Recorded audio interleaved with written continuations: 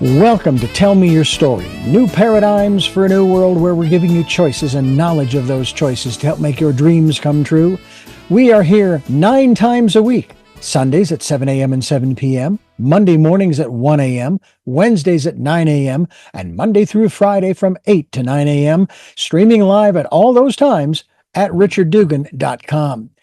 We are on SoundCloud, iTunes, TuneIn Radio, Spotify, Stitcher, Player FM, as well as YouTube, where you can watch these conversations. I hope that you will take time to subscribe and click notifications so that when a new conversation is posted, you'll be notified and you'll be able to tune in, listen in, and learn, be entertained and inspired. A reminder that Choices, which is my book, 5 Steps for Life, it's available on Amazon.com in paperback, hardcover, and Kindle with Audible, soon to be released.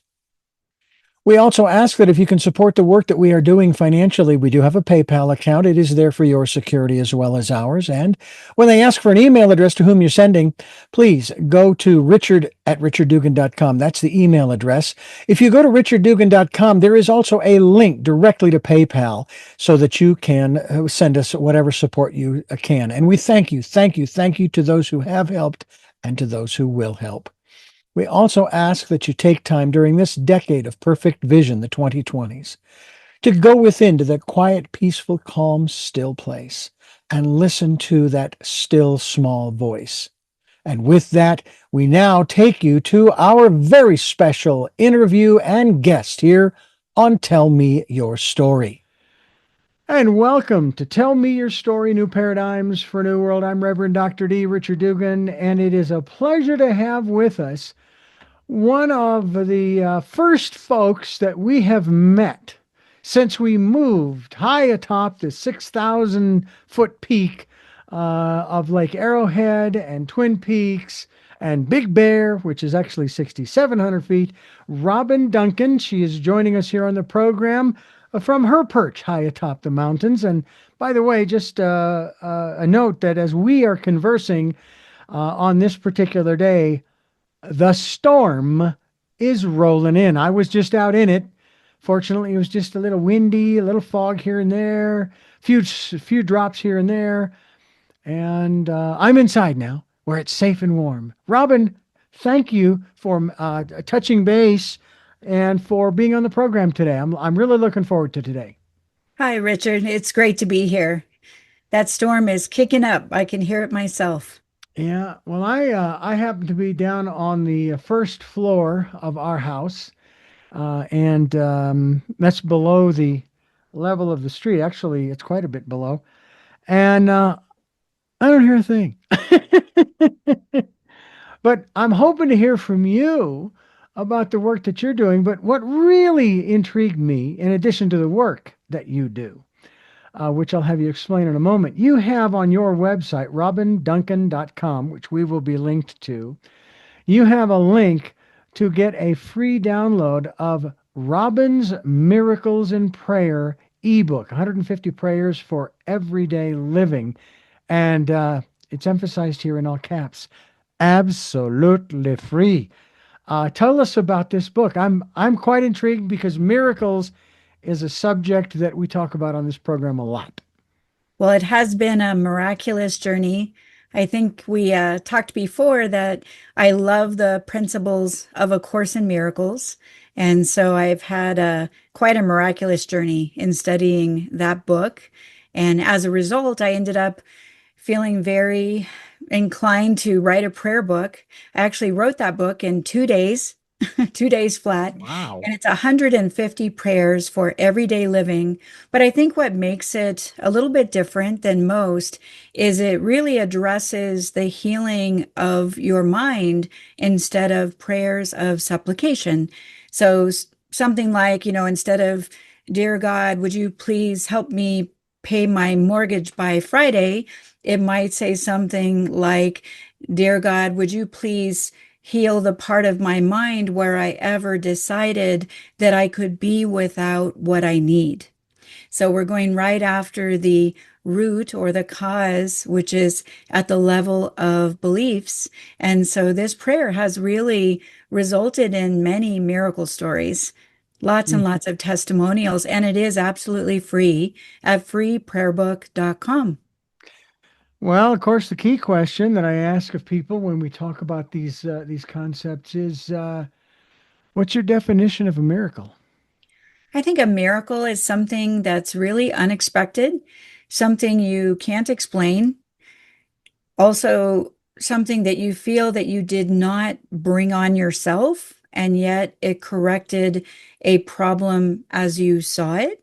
So I feel like there's divine intervention, and it usually takes your breath away. It's something quite unexpected and yet provides the answer you were looking for all at the same time. Well, let me ask you. I'm going to give you a scenario. It's a true story. Um, I was born into this world legally blind with three issues: stigmatism, nystagmus, and cataracts. Went through all of the childhood surgeries to try to improve the vision. You know, throughout my throughout my life, I have had 2,200 vision in my right eye. And for those who don't know what that means, I can see at 20 feet what you can see at 200. My left eye was 2,400. Didn't count on it much. It's not the eye that I focused on. I was bicycling all over Phoenix. I was having a great time. Working in 1995 for a radio station, I noticed that my vision was starting to get a little cloudy in my right eye. So I go to my ophthalmologist. He says the cataracts are growing. I said, okay, what do we do? He says, well, we could wait and see if they break down on their own. And I kind of thought, that's kind of silly because they're growing now. He says, or we could do a lens implant. However, the catch is that you have a 50-50 chance of losing your sight. I said, then let's do it now so I can start adjusting. Had the procedure, and I went from 2,200 to 2,080. And then with corrective lenses, I drive now. Didn't before, and that was at the age of 36. Now, that seems, I look at that as technology finally caught up with me because I fought tooth and nail to get a license just to drive a moped. I mean, what's the big deal? They don't go that fast, right? Anyway, they said no. And so, but I've been driving since I was 36, and I'm still driving today. I'm 65. Would you put that under the category of a miracle, or is that technology just kind of finally caught up with me? I think both. If you were asking for help with your vision in a divine intervention kind of way, I find that the answers we receive are always practical and they kind of pace with us where we are, what we're thinking about. For you to receive an answer where it's technology based, that might have made a lot of sense to you at the time. It was something your mind could easily accept, Hmm. where complete instantaneous healing might have been something that would seem more remote for you at the time. I can't speak to that, but, Hmm. I find that the answers we receive are always based on what would make a lot of good sense to us. So I think a little bit of both. It is miraculous that you're driving, you have this great technology to help you do that. I think we should shoot even higher and ask for more help so that the problem itself could be resolved. I mean, it would be really nice to see that you would be free of this and be able to live this final chapter of your life and mine where you would, be free of this challenge altogether. Well, there's one for you. Final chapter, I hope, is another 35 Oh, it's a years. I long want, chapter. It's I, the long I, and best chapter, right? yeah, I want to outlive my great grandmother, who on my mother's side, who Absolutely. lived to be 100. Yep. But however that works out, because I have no control over it, I really don't. I mean, on the one hand, I mean, who knows what could have happened out there as the storm was rolling in? My goodness! But Right. I'm thankful it didn't. Nonetheless, we are talking about the work that you do beyond this book that you have available there at robinduncan.com. Tell us about the core of the work that you do these days, all the way up here, and obviously you're doing it on Zoom as well. Well, I would say at the core of it is the curriculum called A Course in Miracles. I use those principles in just about everything I do. I do offer a lot of different classes and trainings online, primarily these days, now that I live up here in the mountains like you do, which I love, by the way. But I apply those principles of A Course in Miracles. I'm a spiritual lecturer, so you can find me online at ACIM for A Course in Miracles, ACIM.TV. You'll find me sharing those principles of A Course in Miracles in a live stream that runs 24/7. So there's that. That's right there. It's available. It's all absolutely free. I also offer several different kinds of trainings for practitioners, primarily in holistic health and hypnotherapy and EFT with the source technique, life coaching, and sound therapy, voice analysis. So, all kinds of different healing modalities. But it really started at that basis of A Course in Miracles. And then prior to that, I feel like I've had two big chapters in my life, but I was in finance and accounting as a CFO, a CPA for about 22 years. And so all of that shifted, and I was actually divorced in the same month and went off into this career of holistic health and spiritual principles. And that's now been about 25 years. So it's just been a great journey. And there's so much to share, and so much of it is free. Yeah, the interesting thing is that it is. It really is. A lot of people don't realize it. And part of it has to do with something I want to talk about first before we dive into A Course in Miracles, because I'm curious. I have several of the large, the thick books. I think I have the Course in Miracles. I've got like the teacher's version, and then I mean, there's several different books, and they're the beautiful. They're the paperback with the onion paper, really kind of cool, with almost a glossy gold on the blue. Beautiful, beautiful books. But we'll get into that. But I want to ask you about this aspect of our ability, in a manner of speaking, as you say, free, to be able to access the kind of information that the Course in Miracles talks about, i.e., using our intuition. We promote on this program people taking time during this decade of perfect vision, the 2020s, and going within to listen to that still small voice. But not just listen, but follow the promptings. I jokingly say, and I say jokingly because I don't want to push this on anybody, but if you're going to listen to the promptings, why wouldn't you follow the guidance?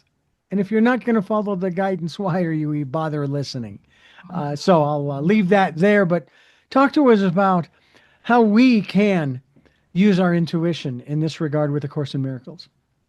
I think we all have intuition. I think some people use it a lot more than others.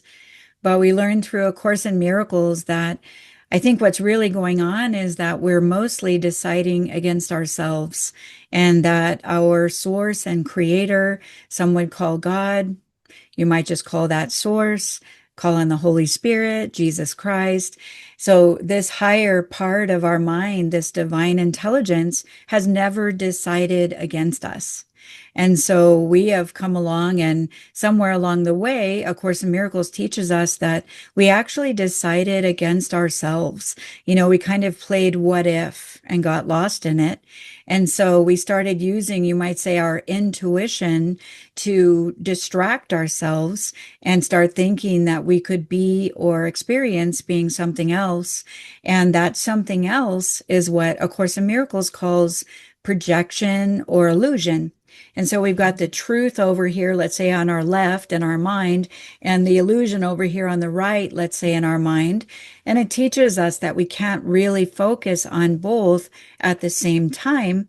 And when you focus on one, you forfeit your awareness of the other. So when you're focused on what we have made, what we're taking our intuition, which is a great gift, it's our oneness with God, our knowingness of divine intelligence. And if we take that and we start to create or make up a different kind of life for ourselves that now comes with pain and suffering and sickness and troubles. When we allow ourselves to have those experiences, which were not the original intent, then now we're using our intention in a way that would lead us away from the truth. So I think that intuition we all have, and we can decide which way we would apply it.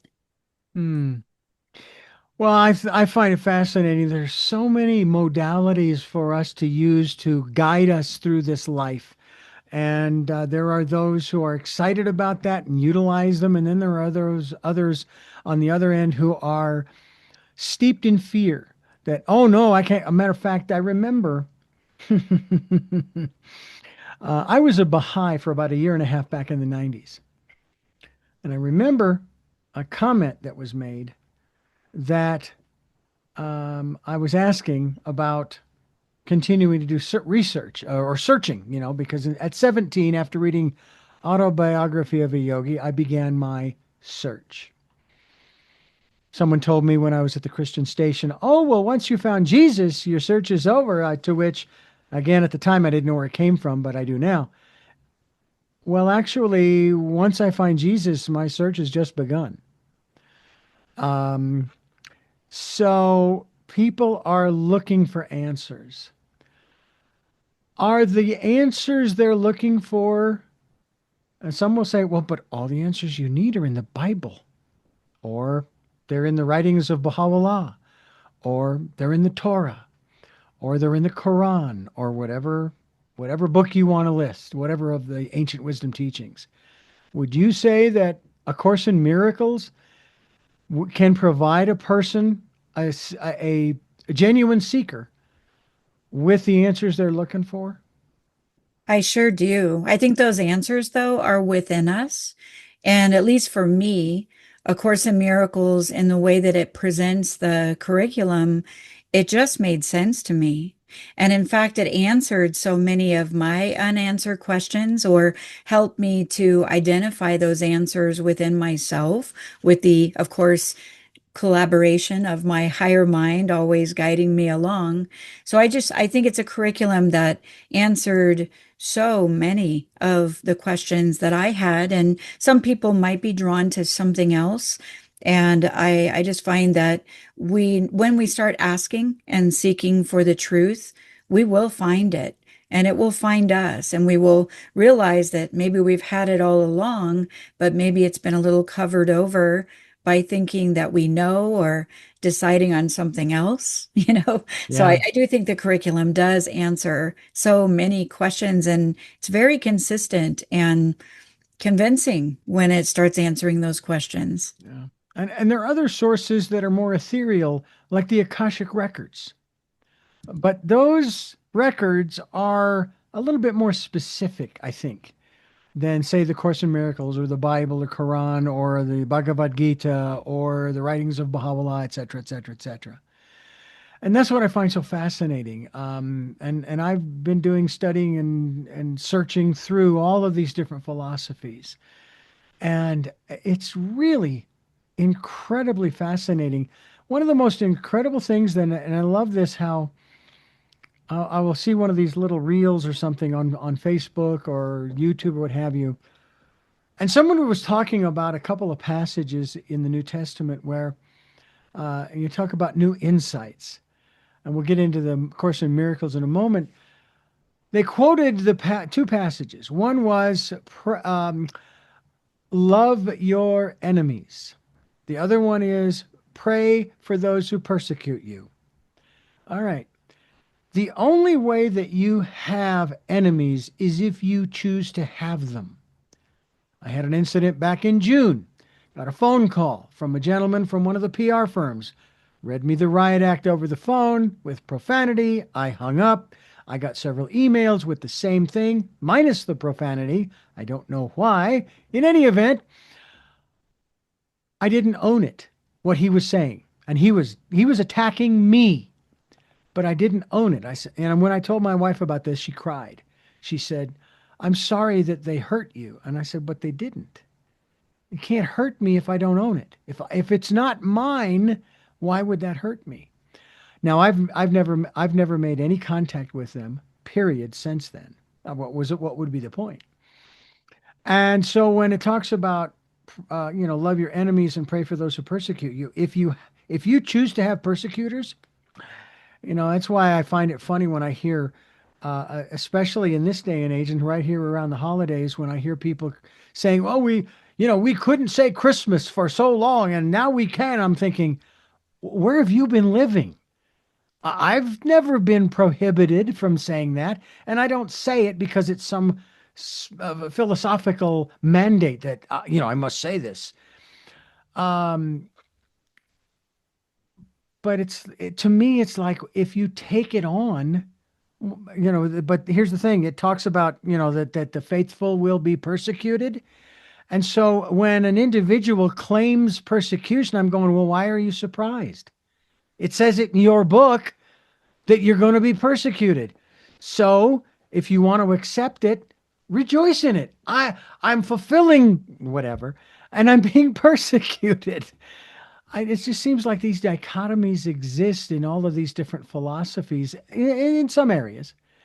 And I'm just wondering how the Course in Miracles addresses things of this nature. Not so much the enemies and the persecutors, but in terms of some of these perceived dichotomies, the dualism, I guess. Right. Well, I love that you did not share the conflict with this man that was kind of unloading on you a bit.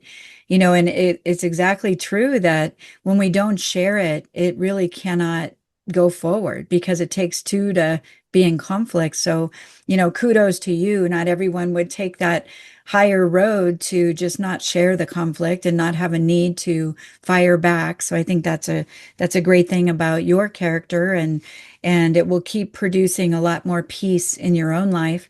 But A Course in Miracles talks a lot about, grievances and how grievances block the light and miracles are seen in light.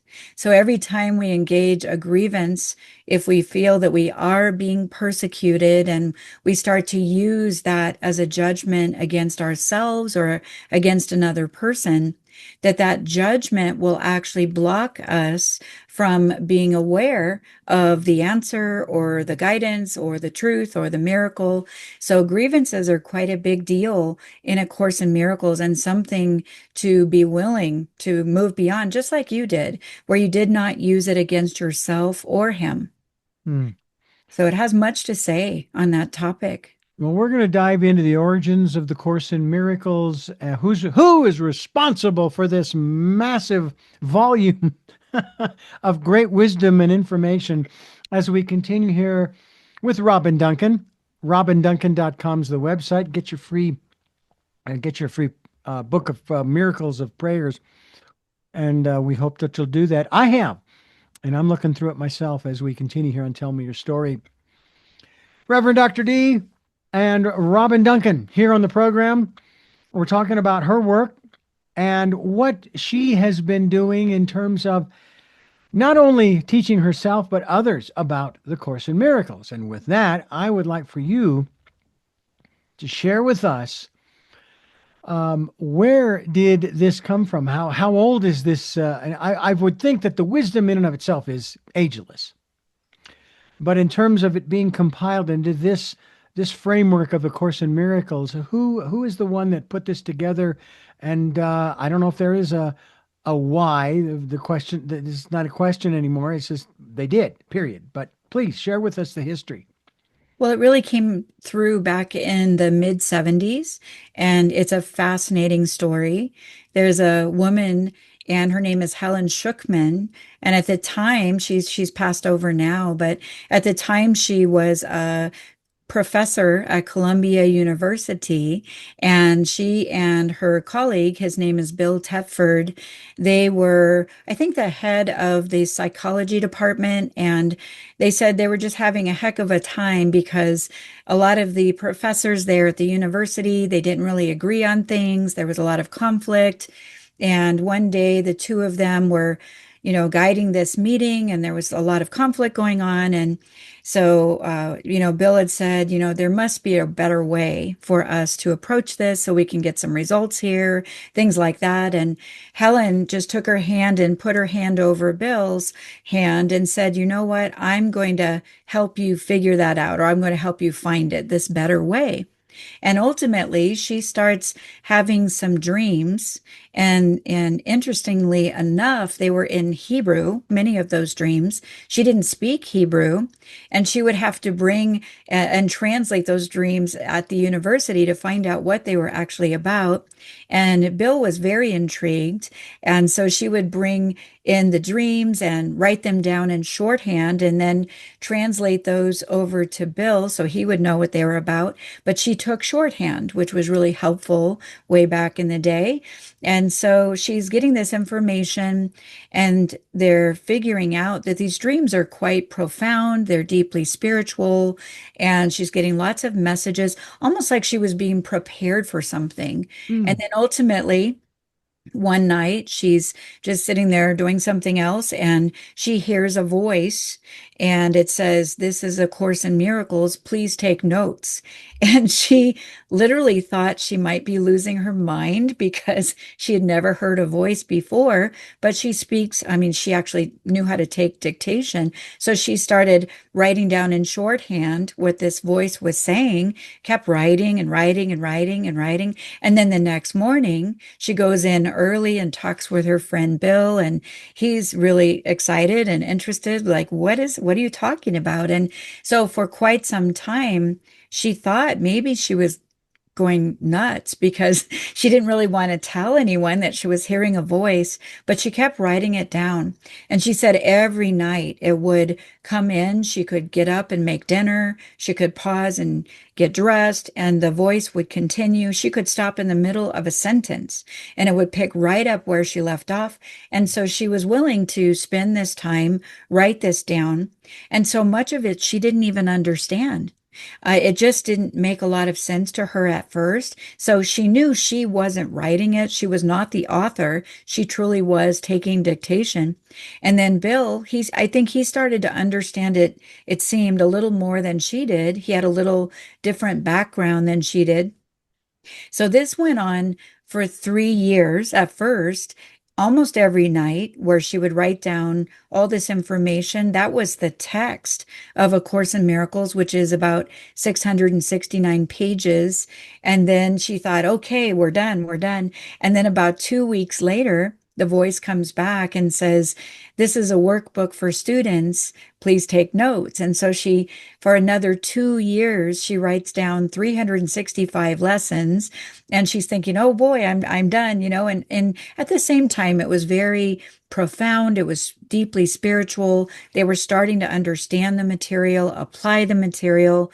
Some of the relationships at the university were starting to heal as a result. She thought she was all done, stops for 2, 3 weeks, and then all of a sudden the voice comes back saying, "This is a manual for teachers. Please take notes." And that went on for another 2 years. So for 7 years, this woman wrote down everything this voice said. She ultimately asked the voice, "Who is this? Who's talking to me?" And he said, "I am your elder brother, Jesus." Mm. And she was really amazed, and she knew this voice was honest and sincere, and what it had to say was very important, even if she didn't understand it all the way. And so that's how it came to be. And her friend Bill would type up the translations after she would tell him what it said from her Mm. shorthand. And ultimately, they had all these black binders. I think there was 12 or something, big thick binders of typed information that made up A Course in Miracles. And then she asked the voice, "What do we do?" And he said, "Nothing. You wait. I'll send someone to take you to the next step." Ultimately, someone, I think out of Mexico, it's been a long time since I read all this, but someone out of Mexico donated the first, I think, $5,000 to have it put in print. And they created the first 100 copies. And now there's millions of copies worldwide in every different language.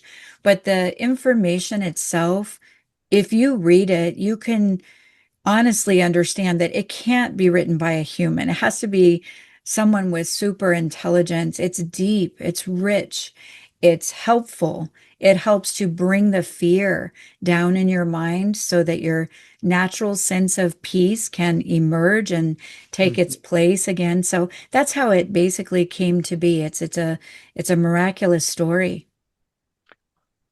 We're going to continue our conversation here. We're talking with Robin Duncan. RobinDuncan.com is the website. Is this ebook your first book? It is my first book. Yes, Miracles in Prayer, 150 prayers for everyday living. Since that time, I've been involved in some other projects. Another one is about becoming happy and 30 steps to reach that happiness. And that's with 30 other authors, and it's become an international bestseller. So we're excited about that. We have another book coming in with a joint authorship. It's called Discover the Gift of Joy. So that'll be out next year. And again, that's with multiple authors that are all super excited to share what they've learned about discovering joy in their lives, me included. But lots of different things coming in. So along with those lessons in A Course in Miracles, my husband and I do a free audio series. That's at ACIM for A Course in Miracles, ACIMaudiolessons.com. You can sign up or subscribe any day. You can resubscribe year after year, and you'll receive an audio lesson every day. And then I come along and do a brief commentary to help you understand the lesson a little bit more. But that's another great resource that's absolutely free. Wow. I just wonder where you have the time. I mean, it's just, I mean, I sometimes wonder. I have a program that I want to run, and I hope I find it because I ran it last year, and it's like, okay, where'd it go? What did I call it? I can't remember now. But it was a Tell Me Your Story program, and it was one of these programs that it's been around for probably 35 years. And it was written and performed, if you will, by a gentleman by the name of Frank Peretti. And it was called All Is Well. Now, it takes place in the summertime, but it's a Christmas story. It's kind of like along the lines of Die Hard. Everybody says that that's a Christmas show, a Christmas movie. And I thought, well, yeah, but it took place in, doesn't matter. It's a Christmas movie. Okay, fine. Anyway, I remember at the station I was at, they played this on Christmas Day. It was only about 20 minutes long. It's a wonderful little story. And I remembered it last year around October, November, and I said, I gotta present this again. Now, it has some specific philosophical undertones, which again are just fine. But it was about how the mother and daughter in this story dealt with the situations that they found themselves in, financially and otherwise, and yet tried to maintain that attitude of all is well. All is well. So here we are, 2025. You want to go to some of the places around and check prices? Fine, go ahead. You see they're going up by comparison to maybe 5 years ago, and on and on and on. But can you still say, in spite or maybe because of those things that you're being told about, that all is still well? My wife and I just bought a house. How could things not be well? Come on. So, yeah, we got some health things we're dealing with, but we have a house. We're not paying rent anymore. Yeah, we're beholden to the bank, but they aren't the landlord. And as long as we give them the portion that they've asked for every month, we're good as gold. What about that in terms of people beginning the process of understanding that this world and the sequence of events that happens again on a regular basis and cyclically, I would say, it's just the way that it is. Ergo, all is well. Because we don't know how it's going to end. And what is it they say, Robin, that um, unless you're dead, there is no ending in this life. It's like going through the process of buying this house. I think I shared that a little bit of that with you the last time we talked. I mean, it was a struggle for 2 months. I was like, well, what do you mean this isn't done and that isn't done and da da da da da da da da. And then the landlord pressuring us to get out. And, we missed the deadline by a month and a half. It's like, we're not going anywhere till we have a place to go. End of story. You know, you didn't have to do this. You could have been kinder the way you handled this, but that's something else. But it all worked out. And yet there's still more. I mean, this is a beautiful thing. Um, how long have you been up here on the mountain? We have been here for, I would say, 14 months. Oh, really? That short a time. Very short. So you would be considered a newbie still, I think. We are. We went through our first winter. It was pretty mild. We thought it was wonderful. Every time it would snow, we would run around the house like little kids looking out the window, and we made snowmen. And so we're excited. We love the snow. Oh, you're not alone. We do too. We do too. And we've only had a light dusting since we moved here, a very light dusting, but it was still cool. And the storm that's rolling through as you and I are speaking, there is no snow in the forecast. That doesn't mean that it might not. So we just have to wait and see what the universe has in store for us up here. Um, we've been here for, well, 2.5 months.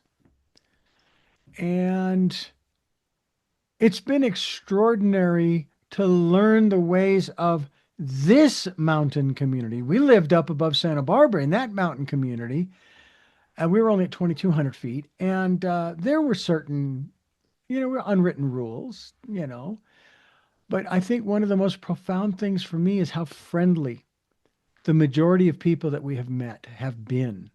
Very much. Very much. Do you feel, and I would assume you use your intuition quite often, that the discord that we see and hear about is really a microcosm, that it's the majority of us who are not divided. We still have our personal perspectives, but we're not divided. We're not going at each other, hammer and tong, as they say. Do you think that that's usually the case? It's the smaller group that makes the most noise, It makes the most noise. whereas Yes. the majority, they're going, "What's your problem?"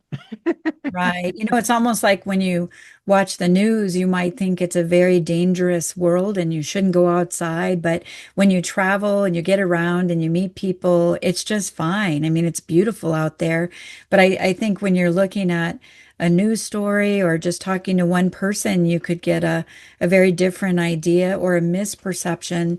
I think you're spot on that it's a microcosm that, yeah, there's a lot going on and a lot of different opinions and decisions being made. But I always feel like what we're looking at in the world is really the out picturing of our inside belief system. So if you are at peace within yourself, you're probably going to be living in a community that reflects that peace. And just like we do up here in the mountains, everybody gets along. I mean, everybody. People watch out for you. If I'm walking my dog and a little coyote's coming down the way, I've had people in their cars stop and chase the coyote off for me. Mm. The other night it's pitch black. We're out walking our dogs for their final walk and not going very far, but a man pulls up in a moving van and rolls down his window and he said, "Hey, there's a bear right up there above you on that next street up. You guys might want to head on home." And we said, "Thank you very much. We will." So it's just people always watching out for one another, and it's really lovely. Well, that is one of the fascinating things. When we were unloading on the 12th of October, we had neighbors walking by saying, "Are you guys moving in? Is it you bought the house and da da da?" Oh, yes, yeah, absolutely, yeah. And One gentleman walked up, he's an electrical engineer, says, "Do you have a generator?" I says, "Well, no, we don't, but according to my forecast that I checked in about a month earlier, 25, 26 winter is going to be very mild. Temperatures are going to be a little warmer. There will be a few cold snaps here and there, but the precipitation, whether it be rain or snow, is going to be down. We're not going to have it heavy stuff." And I will tell you that actually is good news from the standpoint that we're still recovering from, from all of the stuff over the last 6 months. And it will be nice to just enjoy the rain and light snowfall. And then, of course, we've already taken the tack. If it snows, we're not going anywhere. We're staying right here in this beautiful house. And we have a deck out back and out front, and we can see the snow falling. And I don't think we're going to have snowmageddon anytime soon. Right. I mean, You but know, who knows? one of the challenges up here is they do tend to cut the power pretty frequently. I don't know if you've experienced that, but because of the Palisades fire out in LA, the electric company is extra cautious about these fires. So if it's windy at all, they start cutting the power. Probably one of our favorite tools that we have for the winter is a little propane heater where it's a little heater maybe about 14 inches by 14 inches, and it hooks up to a propane tank Hmm. inside your house, Yep. and it doesn't smell, it's warm. We've used ours multiple times already, even though we do have a generator, but you might want to get one for yourself if you don't have one already, just for the heat, Hmm. because when they cut the power you still have gas, but the heat can be an issue. So, Yeah. Well, I had one of those in the oh, good. cottage we lived in Santa Barbara, and I really liked it because you could use it in the house. It had a Right. filter in it that would contain what we'll call the contaminants after burning. But then again, propane burns pretty cleanly anyway. But I'm familiar with those, and yeah, I think that we will invest in one of those because right now we don't have a generator, not even a small one. We had to leave the one behind because the only way to get it to run, because the on-off switch wasn't working, was I'd hook up the gas, the propane, I'd turn it on, and then I'd pull because the switch was already in the on mode, and then the physical switch would not switch it on or off. It was broken. So we were at least able to have power because during the summer, this past summer, they were doing the same thing up on the San Ynez mountain range there where we lived, turning the power on and off. I get it, but we're in the 25th century, 21st century. That'll come soon enough, the 25th. And you would think that we would have evolved enough technologically that we could find another way to protect the forest from those wires. I don't. Some say, "Oh, so it's real expensive to bury them." Well, how expensive is it to repair after a fire's gone through? I mean, anyway, we're going to talk about the Course in Miracles. We're going to start from square one as we continue here with Robin Duncan. RobinDuncan.com is the website here on Tell Me Your Story. I'm Reverend Dr. D. She is Robin Duncan. And let's do just that. Let's start with shall we say, let's call it the introduction to A Course in Miracles. And where do you begin? Obviously, page one, as far as talking to people, teaching them about A Course in Miracles. Well, I think one of the best places to start is actually with the lessons and starting with lesson number one. And those are actually in the middle of the book in terms of the book that holds all three portions, the text, the workbook for students, and the manual for teachers.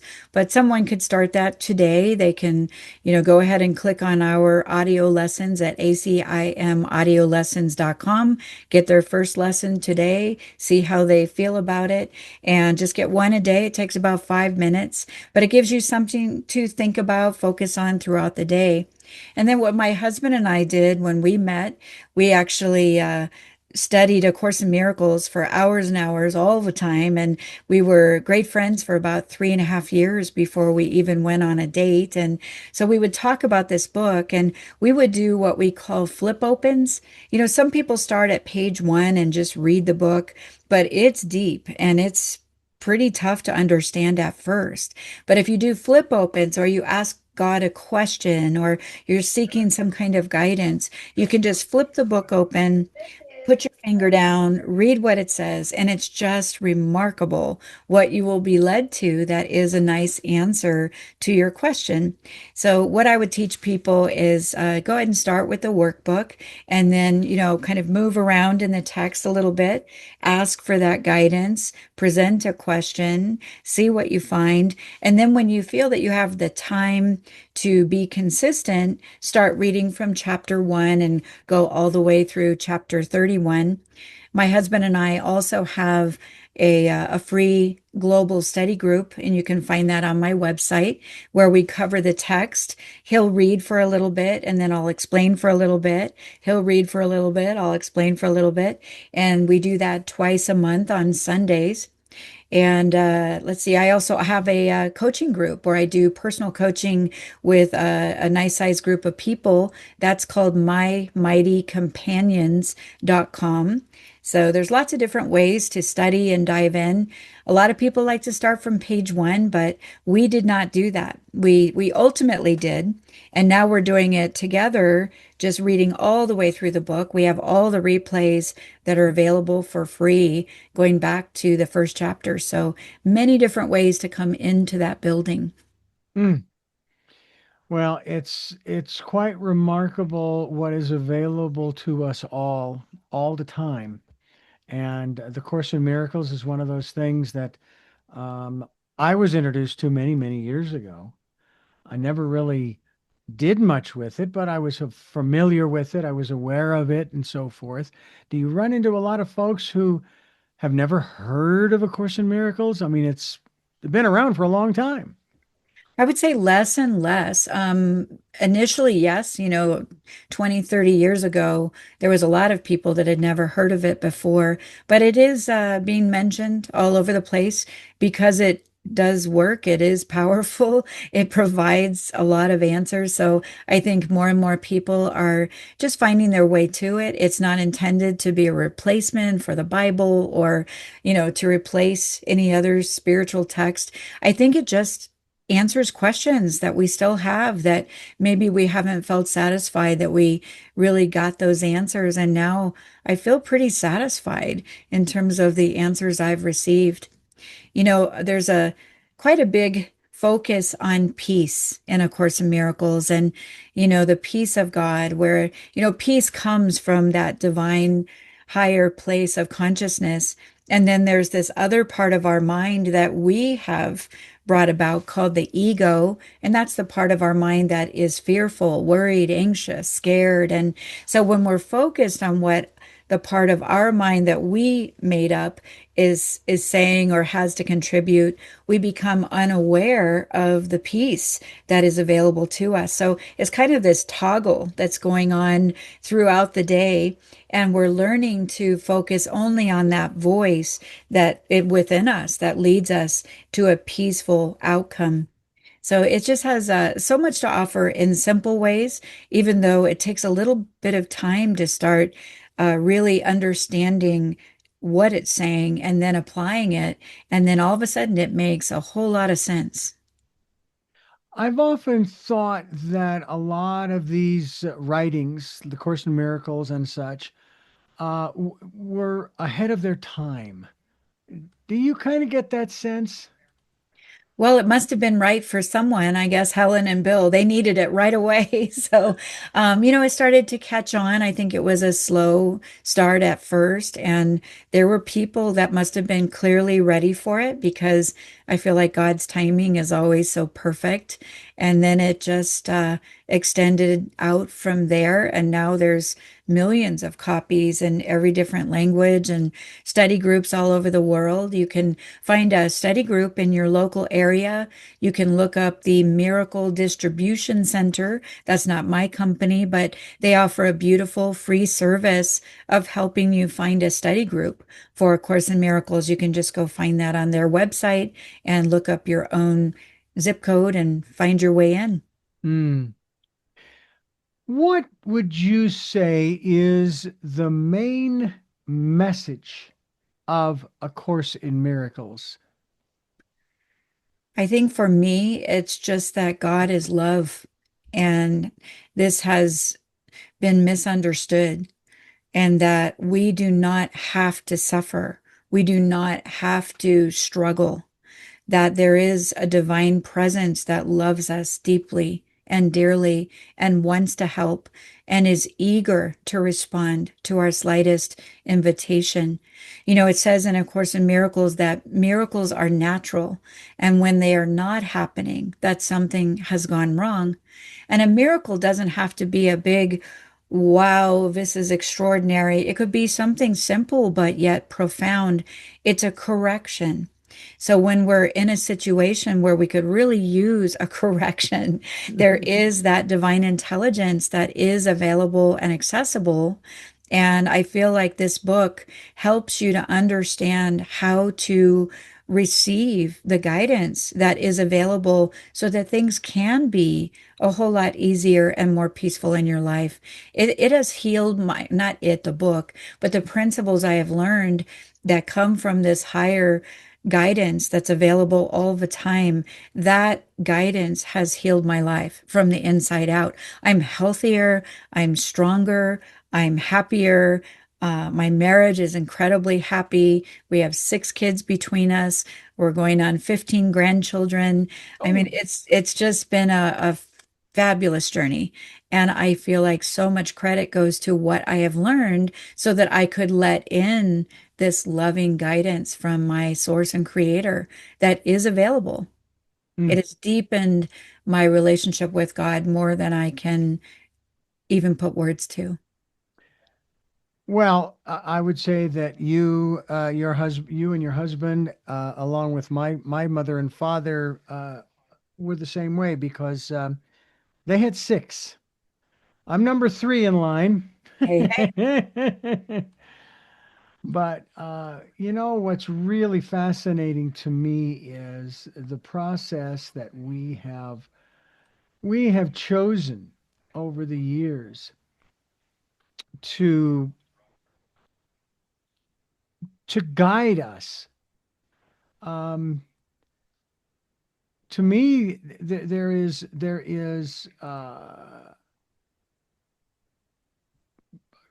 so much out there. My parents, my father was Protestant, my mother Catholic. He converted when they got married, and they raised us Catholic. But they did something for us that was, in my opinion, quite remarkable. They gave us the freedom to choose the direction we wanted to go. Um, I know that my eldest sister, who has since passed on, she chose the Church of Christ. And I, working for a Christian station, being exposed to a program that was sponsored by and produced by the Church of Christ, I found I'm going, wow, you went from one extreme to the other. Accept it all, don't accept anything unless it's written, the kind of thing. And then there's me. I have been searching all of the different philosophies across the planet and across time that I can find out about. And I'm still curious as I'll get out. Would you say that the Course in Miracles is not like some of these other texts that are sort of the foundation for the philosophy in terms of what people would call religion? Correct? Well, I can't speak to all of them because I've studied mostly A Course in Miracles when you look at that selection. But from what I understand, that sounds pretty accurate. You know, it's mostly about helping you learn those areas where you have decided against yourself or someone else, and it helps you to understand another way to go about that so that doesn't happen so much. And then that natural sense of God-given peace that's within everyone can emerge and extend and expand. And all of a sudden, you find yourself right in the middle of a pretty happy, peaceful, wonderful life. So you kind of heal from the inside out. I would just call it the most amazing spiritual self-help book that there is, aside from the Bible. I love the Bible. So it's not intended to replace anything. I just think it's wonderful, practical information that brings miracles in your life, which I've experienced many, many miracles in my life, and I've witnessed several too. Wow. Can you share those at all?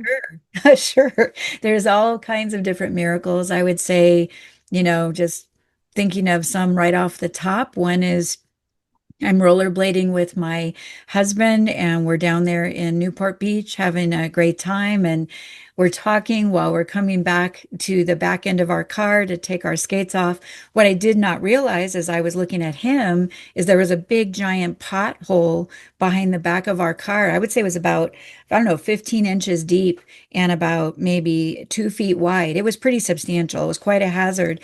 Well, I'm talking to him and I just roll right into this pothole, and my leg, I heard it just crack and bust in two places. Hmm. And I'm sitting there in that pothole and I just refused to get up until I could pray and ask for help and be willing to see it differently. My mind was saying, your leg is broken, this is bad. But I just called on the power of God to decide for me about this break and to choose peace on my behalf because I wasn't really in that place to be able to do that for myself. And ultimately, it took me about 10 minutes of just praying and listening and allowing and letting God decide about this for me instead of me deciding for myself. And I was able to get up without any mark on my leg. And I slammed the edge of that pothole hard, not to mention the inside breaks, but I was able to get up, no pain, no marks, no break.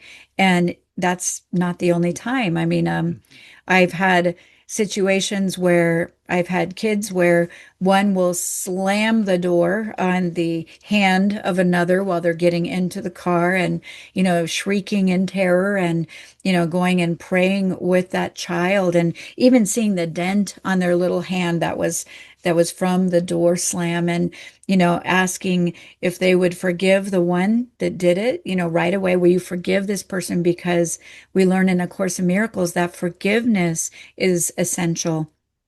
I Yeah. call it a quick three-step process is forgive anyone and everyone you are judging, including yourself, and refuse to validate the problem as you see it, meaning let God decide about that instead of forming all your judgments and opinions right there. So refuse to validate that experience yourself and then choose again. So forgive, refuse, and choose again. Choose again means you can choose a peaceful outcome instead of the problem itself. So you can simply choose, my goal is peace. So Hmm. in these ways, many, many miracles have come, and I've seen instantaneous release from injury and pain. I mean, dozens and dozens of times. Hmm. Well, Robin Duncan is my guest, and we encourage you to go to our website, robinduncan.com, and we are Tell Me Your Story. I'm Richard Dugan, Reverend Dr. D. She is Robin Duncan. And Robin, I want to thank you so much for sharing your time with us. We're going to have you back again because I think it would be kind of fun to do maybe a series of programs on maybe some of the, I don't know, top 10 lessons that A Course in Miracles has to share with us, if that's something that you'd be interested in doing. Sure, sounds great. All right, folks. Well, I'm going to ask you three final questions, too, that I ask all of my guests. But thank you so much for being a part of the work that we are doing here on Tell Me Your Story. All right. And I thank you for listening to and watching Tell Me Your Story, New Paradigms for a New World, giving you choices and knowledge of those choices to help make your dreams come true. We are here on Sundays at 7 a.m. and 7 p.m., Monday mornings at 1 a.m., Wednesdays at 9 a.m., and Monday through Friday from 8 to 9 a.m., streaming live at all those times at richarddugan.com. We are on SoundCloud, iTunes, TuneIn Radio, Spotify, Stitcher, Player FM, Blueberry, iHeartRadio, Amazon Music, and YouTube, where you can watch these conversations. And we also encourage you to subscribe and click notification.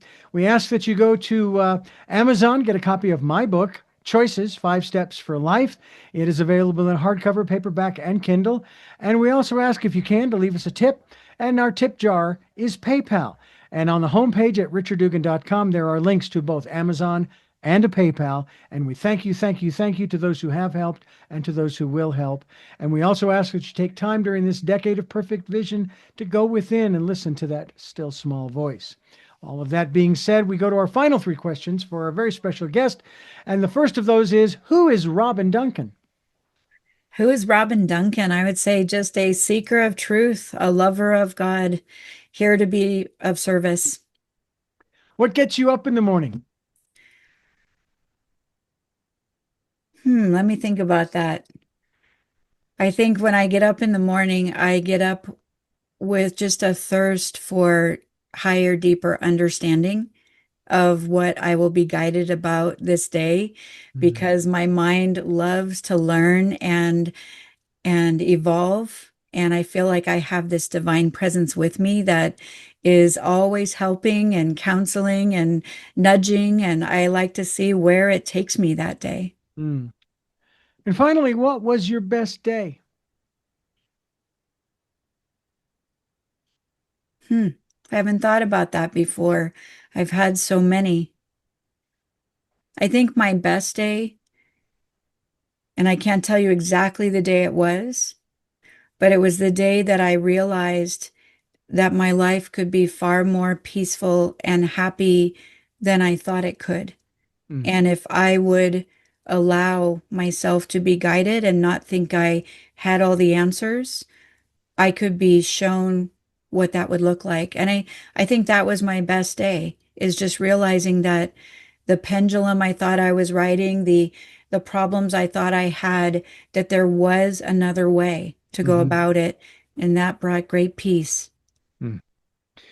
Well, Robin, thank you once again for joining our little community here, that being my wife and I, as far as making a connection. And I tell you, we've made more connections since we moved here than in the entire 20 years that we moved when we moved to Santa Barbara. So thank you very much for being a part of this program.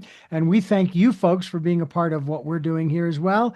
Here on Tell Me Your Story, New Paradigms for a New World. And until our next broadcast, podcast, videocast, love Talal. Jeanette, I'm still listening. Dad, continue to be happy because I am. Smokey, I'll see you on the other side. Mike, thanks for being in my life and letting me be in yours. And to my dear friend Zorro, aho, aho.